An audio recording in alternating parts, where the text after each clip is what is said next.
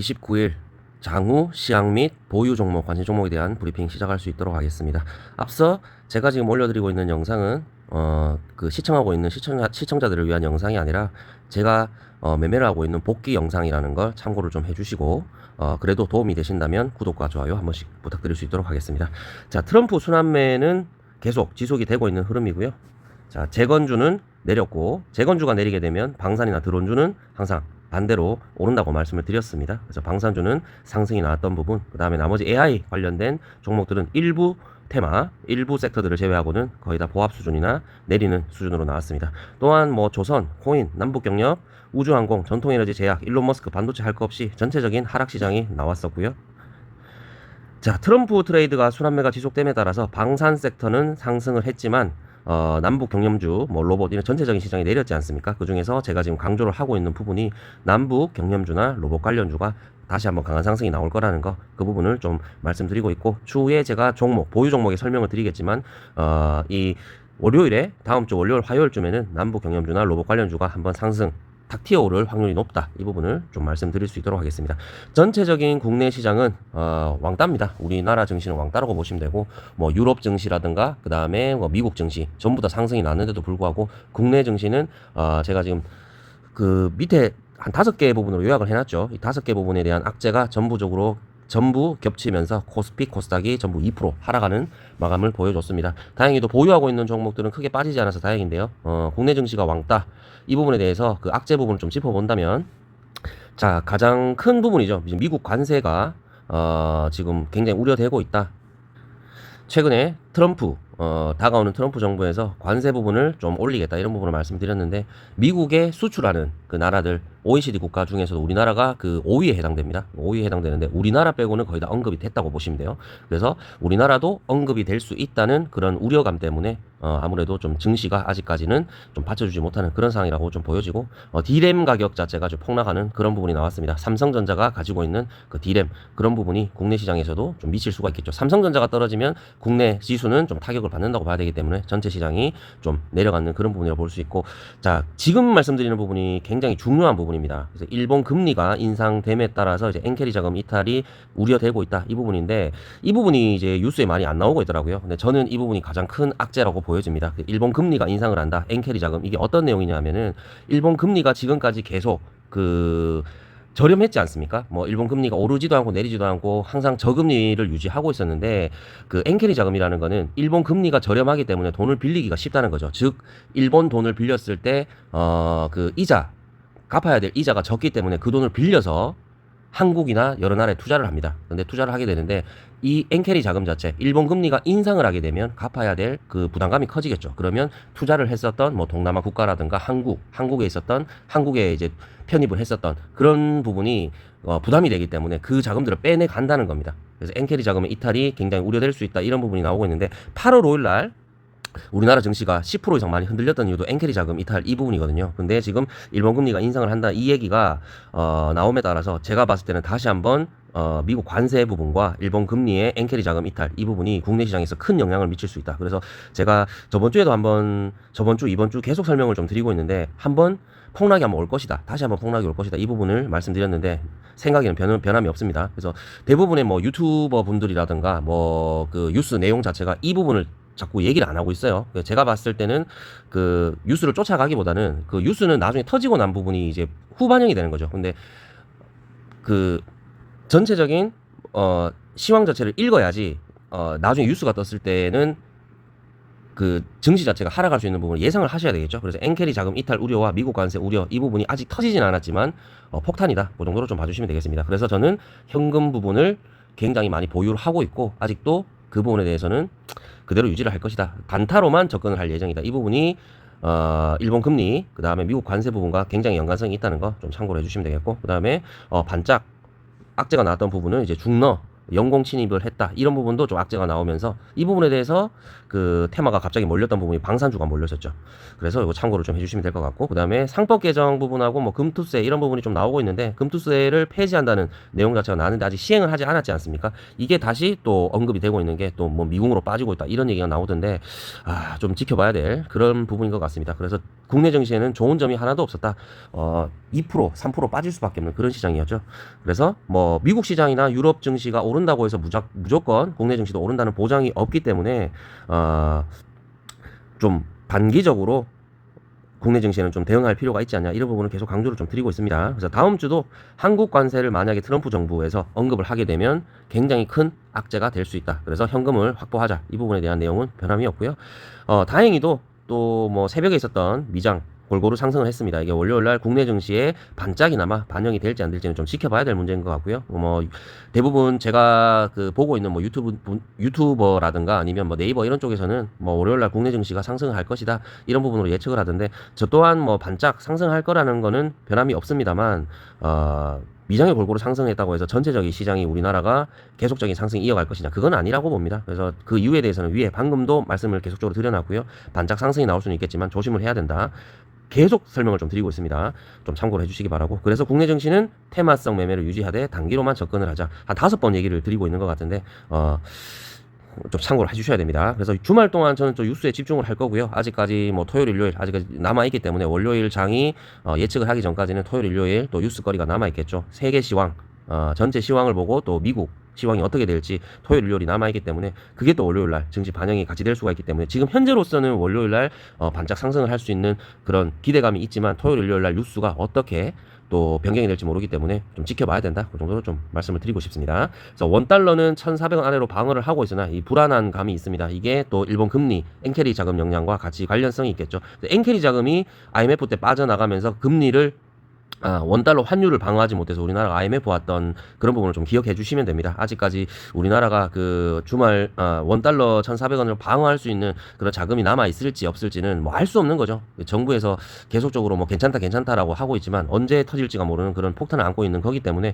저는 좀 시각 자체를 안 좋게 보고 있다, 이런 부분을 좀 보고 있고, 한 가지 좀 말씀을 드린다면, 지금 금리를 0.25% 인하했지 않습니까? 그러면 사람들이 지금 뭐 국내 증시도 안 좋고 그렇기 때문에 주식장의 시장에 몰리기보다는 1차적으로 돈이 유입이 되는 곳은 부동산입니다. 이게 부동산이기 때문에 제일 처음으로 오르는 거는 서울 강남권 이런 쪽으로 다시 한번 매수세가 몰릴 거고요. 그 다음에 지방 쪽에는 그 이때까지 많이 내렸던 그런 부동산 시장이 다시 침체해서 그 안정화가 되는 게 아니라 원래 금액으로 되돌리려는 그런 추세가 아마 나타날 겁니다. 하지만 상승이 일어나는 구간은 신축 아파트. 그 신축 아파트 중에서도 그 미분양이 일어났던 부분이 아니고 분양이 다 됐고 어느 정도 그 지방 도시에서도 밀려는 그런 도시들이 그 지역들이 있지 않습니까? 그쪽에 관련된 뭐 대장 아파트, 부대장 아파트 이런 아파트들은 서울, 강남이 오르는 거에 따라서 같이 상승을 할 것이다. 거기에 대한 부분이 뭐 대구에서는 범어 3동, 그 만촌동 일대 정도가 다시 한번 상승이 나올 수 있는 그런 구간이 될 수가 있겠고요. 그다음에 또 감삼 죽전 쪽에 그 부동산 쪽에 신축 아파트들 이런 부분이 그 분양가 이상 가격으로 지금 뭐 유지가 되고 있는데, 이런 부분이 좀 상승이 나올 수 있는 확률이 높다. 이 부분에 대해서 좀 설명을 드릴 수 있도록 하겠습니다.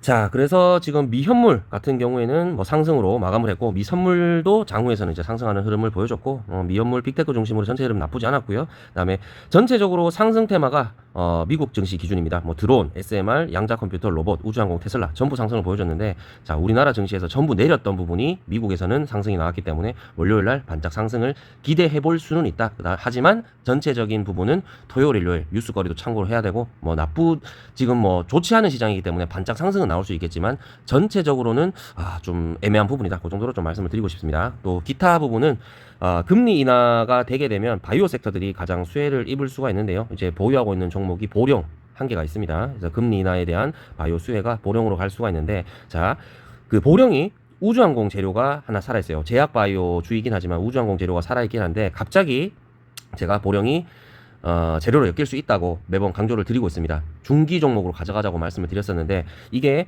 그 우주항공 재료가 갑자기 나올 수가 있어요. 나노팀이라는 종목을 좀 참고를 하시면 되는데, 이 나노팀이 2차 전지에 관련된 그 화재가 났을 때 거기에 관련된 주였거든요. 이게 갑자기 나노팀과 엮이면서 목요일 날 상한가를 갖고 어제도 뭐 20 몇 프로 이상 상승을 하다가 마지막에는 12%대에서 이제 종가 부분을 보여줬는데 이런 재료로 갑자기 상승이 나올 수 있다는 겁니다. 보령도 좀 지켜볼 필요성이 있다. 그 정도로 좀 요약을 해주시면 되겠고 보유를 하고 있는 이 보령도 좀 저는 계속적으로 모아가고 있는데 이 영상을 지금 보고 계시는 분도 보령 부분을 한번 지켜봐 주시면 괜찮을 것 같아요. 좀 참고로 해주시기 바라고. 자, 이제 예상 매매 종목 부분하고 그 다음에 저 보유하고 있는 종목에 대해서 좀 설명을 드릴 수 있도록 할 건데 그 12월 2일 날 예상되는 매매 종목은 피델릭스라는 부분입니다. 이 피델릭스는 중국 제재, 중국의 반도체 관련주라고 보시면 되는데 바이든 정부에서 반도체, 중국 제재 반도체에 대한 부분에 대해서 좀 언급을 했었죠. 이 부분이 좀 제재를 하는 데 있어서 생각보다는 좀 완화된 정책을 보여줄 것이다. 이런 부분에 기대감과 힘입어서 피델릭스가 오늘도 윗꼬리를 다는 상승이 잠깐 나와줬는데 월요일에도 반짝 상승이 한번 나오지 않을까 이런 개인적으로 좀 생각을 해보고 있고요. 그래서 보유하고 있는 종목은 우리가 역분할 매수, 에버리징 매매라고 하고 있는데 그 부분에 대해서 비중을 철저하게 해서 매매를 하시게 된다면 크게 문제가 없을 걸로 예상이 됩니다. 그래서 보유하고 있는 종목으로 좀 넘어가 보게 된다면 이제 신원 남북 경념주입니다. 그래서 강한 매수세가 지금 유입이 된 상태고 이틀 동안 거래량이 감소를 하면서 좀 지켜주는 흐름이 나왔으면 좋을 건데 그렇죠. 이 그 112일선과 60일선을 지켜주는 흐름이 나왔으면 가장 좋은 그림이 될 뻔했는데 일단은 시장 전체가 밀리면서 좀 밀리는 모습이었습니다. 그래서 보유하고 있는 매수가 대비해서 1% 정도 빠지는 부분을 보여줬는데 뭐 전혀 문제가 되는 상황은 아니고요. 에버레징 매매로 만약에 하락을 한다고 하더라도 이까지 뭐 밀릴 수 있다 하더라도 5% 정도 빠지는 구간이거든요. 그래서 에버레징 매매, 그 역분할 매매로 간다면 우리가 뭐 3%, 5% 떨어질 때마다 1차 매수 금액의 2배수를 담는 그런 부분으로 가고 있죠. 그래서 뭐 한 종목 비중에 여기서 10%를 담았다면 상승이 나왔을 때는 팔아주시면 되겠고요. 만약에 더 하락을 하게 된다면 3%, 5% 이럴 때 뭐 저항대 아니면 이평선에 걸쳐 있는 부분에서 지지를 한다면 거기에 대한 비중 2배수 10% 매수를 했다면 20%를 추가적으로 담게 되면 평균 단가가 잘 맞춰질 거고 상승이 반드시 나올 수 있습니다. 그 상승이 나왔을 때 팔아주면 된다. 그 정도로 좀 봐주시면 되겠고 신원도 제가 봤을 때는 다음 주 월요일, 화요일 뭐 에버리징 매매까지 내려가면 비중을 추가할 거고요. 아니면은 상승이 나왔을 때 바로 매도를 하는 그런 전략으로 갈 수 있도록 하겠습니다. 제가 봤을 때는 이 그 지금 하향 추세로 가고 있는 이 박스권 하향 추세 박스권을 뚫고 상승을 한번 해주지 않을까 개인적으로 생각을 좀 하고 있는데 이까지 상승이 나오더라도 적어도 5% 정도 수익을 챙길 수 있는 구간이기 때문에 좀 지켜보면서 좀 대응을 할 수 있도록 하겠습니다. 자, 보유하고 있는 두 번째 종목은 클로봇 로봇 관련주들이 남북 경념주와 마찬가지로 다음 주에 상승을 또 이끌 것이다. 저는 그렇게 예상을 하고 있는데요. 다음 테마가 순환매되고 있는 테마 중에서 상승이 나올 수 있는 테마 자체가 이 두 가지가 좀 유력합니다. 남북 경념주와 그다음에 로봇 관련주 계속적으로 그 외국인 매수세 그다음에 기관 매수세가 나오고 있고 돌아갈 수 있는 테마가 순서 차례가 왔다. 그 정도로 봐주시면 되겠습니다. 그래서 클로봇도 전체 시장이 내리지가 않았다면 이 그 최근에 들어왔었던 그 기준봉이 되는 이 기준봉의 저가 이 부분을 이탈하지 않는 게 좀 중요했는데 지금은 좀 꺾이고 내려온 상황이고요. 손절가는 최근에 최저점 7,550원을 기준으로 좀 대응을 할 수 있도록 하겠습니다. 지금 평균 단가가 8,100원 정도가 되는데요. 뭐 이탈을 하더라도 크게 무리가 없는 선에서 진행을 하고 있고 만약 저가를 지켜주거나 지금 파란색 선 이 선을 지지해 준다고 하면 뭐 보유하고 있는 그 평균 가격대가 높지가 않기 때문에 그냥 그대로 보유를 하셔도 되겠고 좀 모아가는 매매 에버리징 매매까지는 안 가셔도 될 것 같고요. 뭐 비중을 10% 이런 식으로 좀 모아가다 보면은 한번 빵 터질 때 상승 매도 처리를 하면 된다. 그 정도로 봐주시면 되겠습니다. 전체적인 시장은 많이 하락을 했지만 우리가 보유하고 있는 종목은 크게 문제가 없다. 뭐 많이 하락을 하지 않았다. 보합권 수준으로 마감을 했기 때문에 시장이 많이 내린 가운데 방어를 했지 않습니까? 그래서 월요일날 반짝 상승이 나올 때 크게 상승이 나온다면 우리한테는 굉장히 유리하다. 저한테는 유리하다. 이 정도로 좀 설명을 드리고 싶습니다. 그 다음에 현대마린솔루션 잘 지지를 했습니다. 피보나치 조정대를 좀 살펴본다면 저가에서부터 상승 나왔던 구간을 좀 살펴본다면 지금 반등이 나올 수 있는 구간이 500 지점입니다. 500 지점이 최근에 상승을 했었던 이런 지지선이 될 수도 있겠고요. 그 다음에 이평선이 될 수도 있습니다. 거기서 딱 반등이 나오는 시스템이 반등이 나올 수 있는 구간이 500 부분인데 반등에 성공하지는 않았고 일단 지지를 해주는 흐름으로 금요일에는 1% 정도 상승하는 모습을 보여줬는데 지금 현재 평균 단가가 14만 1,000원 정도가 됩니다. 그래서 13만 3,000원에서 5% 정도권 지금 하락을 보여주고 있는데 저는 개인적으로는 월요일날 이 상승할 수 있는 이런 흐름 자체가 나올 거라고 보여지는데 뭐 한번 강배팅을 세게 한번 해도 되지 않을까. 왜냐하면 5% 정도 지금 빠져있는 구간에서 한 20% 정도 비중이 있거든요. 그래서 40% 정도 비중을 더 담으면 60% 비중이 되지 않습니까? 그럼 평균 단가가 13만 6,000원 정도 맞춰질 거예요. 그러면 어디까지 상승이 나올 수 있다. 뭐 전고점까지는 모르겠습니다만 최소한 236 구간까지 상승을 하더라도 14만 5천 원까지는 가질 수 있다는 그런 결론이 나오는 거죠. 그래서 단가를 평균 단가를 13만 5천 원에서 6천 원 정도로 맞췄을 때 14만 5천 원까지 단기적인 반등이 이렇게까지 나오게 된다면 최소한 5% 정도 수익권을 챙길 수 있다. 그러니까 비중도 크게 들어갔기 때문에 좀 수익을 챙길 수 있는 그런 부분이 충분히 나올 수 있다. 말씀을 좀 드리고 싶습니다. 뭐 제가 말씀드렸다시피 한 종목 비중에 100%가 있다면 10%, 20%를 1차 매수를 한 다음에 역분할 매수, 에버리징 매매로 모아가자고 말씀드렸는데 현대마린 솔루션은 그동안 조금 밀렸다가 지지를 했기 때문에 한번 모아갈 필요성이 있다. 2배수 정도 담을 필요성이 있다. 그 정도로 좀 말씀을 드리고 싶습니다. 그래서 조선 관련주도 트럼프가 강조한 내용이기 때문에 반드시 상승이 나올 수 있는 그런 부분도 말씀을 좀 드리고 싶습니다. 자, 그 다음 종목은 흥구석유네요. 흥구석유는 지금 평균 단가가 14,100원 정도에 있는데 추세 때 부분이 이탈한 부분이기는 합니다만 상승이 한번 나올 수 있는 부분은 충분히 된다. 제가 뭐 평균 단가가 이 정도 구간이었으면은 손절을 했겠죠. 손절을 했을 건데 지금 그 보합권 수준이요. 평균 단가가 14,100원인데 지금 현재 지금 현재 종가가 14,040원입니다. 그래서 뭐 3% 5% 챙기는 거는 일도 아니겠죠. 그래서 이 종목도 보유를 하고 있다가 이 종목은 지금 제가 지금 그 한 종목 비중에 6% 정도 들어간 상황입니다. 비중이 6% 정도 들어간 상태고, 왜냐하면 이 장기 이평선 224일선에 부딪히는 이런 부분이 한 2년 정도 볼까요? 한 2년 정도 없었어요.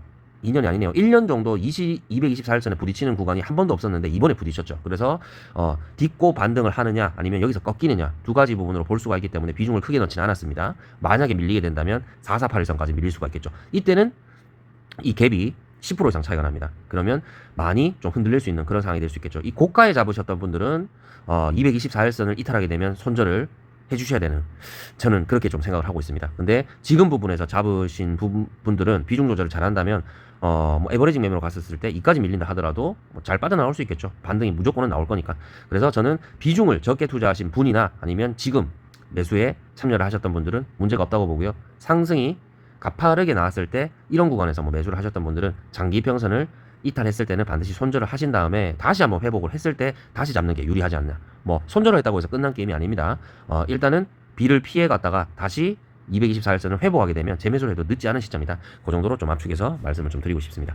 그리고 마녀공장. 자, 마녀공장은 제가 평균 단가가 16,700원 정도가 된다고 말씀드렸는데 뭐 지금 이 박스권 소파동 추세에 대한 부분을 지지를 잘해주고 있습니다. 하지만 최저가 16,050원에서 16,020원까지 최저가를 찍고 결국에는 종가는 16,050원이 되는 게 아니고 16,110원을 종가로 마감을 했기 때문에 손절을 하지는 않았고요. 만약에 종가 자체가 월요일, 화요일 종가 자체가 16,020원, 16,050원 이하로 내려간다면 손절을 할 계획입니다. 하지만 지켜주게 된다면 이 종목도 다 같이 상승이 나올 때 한번 반짝 상승이 나올 수 있는 그런 부분이 충분히 될 수 있다. 그 부분을 좀 말씀드리고 싶습니다. 자, 피델릭스 다음 주에 단기적으로 매매할 종목 말씀을 드렸는데 오늘 윗꼬리를 달고 한번 상승이 나왔었죠. 그래서 다음 주에 바이든 정부에서 좋은 부분으로 재료 발표가 된다면 재료가 발표되고 난 다음에는 매도를 하셔야 됩니다. 계속적으로 가는 게 아니고 재료가 소멸이 되기 때문에 매도를 하셔야 되고, 그래서 지금 월요일, 화요일 부분에 저가 부분에서 모아갔을 때 그냥 스탑로스 정도 3에서 5% 정도 걸어놓고 기다리시면 바이든 정부에서 그 재료 발표를 했을 때 한번 반짝 상승 쭉 나올 겁니다. 그리고 윗꼬리를 달고 빠질 위험도 있고 뭐 그 재료 자체가 강하다 그렇게 되면 강한 매수세가 또 유입이 되면서 이런 추세대 안으로 들어갈 수 있겠지만 저는 그냥 뭐 단기적인 그런 재료라고 보고 있고요. 윗꼬리를 다는 상승은 다시 한번 나올 것이다. 그래서 월요일, 화요일 정도에 그냥 저가 매수를 해서 스탑로스 매도 처리를 하는 거에 좀 추천을 드릴 수 있도록 하겠습니다. 오늘 장후 시황이 좀 길게 21분 정도 녹화를 했는데요. 일단 뭐 장전 시황 12월 2일 장전 시황이 더 중요할 것 같습니다. 왜냐하면 토요일, 일요일 또 뉴스거리가 나오게 된다면 거기에 반영을 해서 제가 12월 2일 장전 시황도 또 녹화 진행을 할 거니까요. 지금까지의 시황을 좀 참고를 해주시면서 좀 그렇게 영상을 봐주셨으면 좋겠습니다. 시청하신다고 고생 많으셨고요. 이상입니다. 감사합니다.